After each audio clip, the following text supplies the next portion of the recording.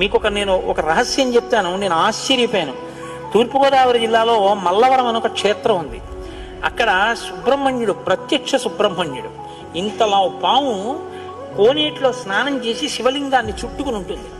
అది పిల్లలు పుట్టని వాళ్ళు వెళ్ళి నమస్కారం చేస్తే పిల్లలు పుట్టారు. డాక్టర్లు పిల్లలు పుట్టారని సర్టిఫై చేసిన వాళ్ళకి పుట్టారు. ముఖ్యమంత్రులు కూడా వెళ్ళారు పీఠాధిపతులు అక్కడికి. ఆ పాము కారణాంతరాల చేత శివలింగానికే తల కొట్టుకుని శరీరం వదిలితే ఇప్పుడు అలాగే ప్రతిష్ఠ చేశారు.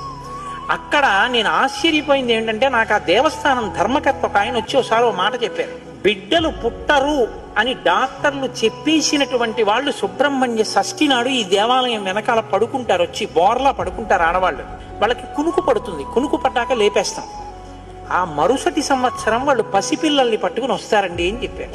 నాకు అపనమ్మకం కాదు, చూడాలనిపించి కాకినాడ నుంచి చాలా మందిని కలిసి సుబ్రహ్మణ్య భుజంగ స్తోత్రం చేశారు శంకర భగవత్పాదులు. సుబ్రహ్మణ్య షష్ఠి నాడు ఆ దేవాలయంలో చదువుదామని అందరం కలిసి వెళ్ళాం. ఆ రోజు వాళ్ళు నా ప్రసంగం కూడా అక్కడ ఏర్పాటు చేశారు.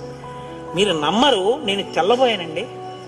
ఎంతంత సంపన్న కుటుంబాల వాళ్ళు బిడ్డలు పుట్టరు అని బెంగ పెట్టుకున్న తల్లులు సంటి పిల్లలతో ఎంతో సంతోషంగా వచ్చి ఆయనకి నమస్కారం చేసుకుని, అబద్ధం కాదు, నేను ఎంతో మందిని అక్కడ అడిగాను, ఏమమ్మా మీకు ఈయన వల్లనే కలిగిందా సంతానం అని.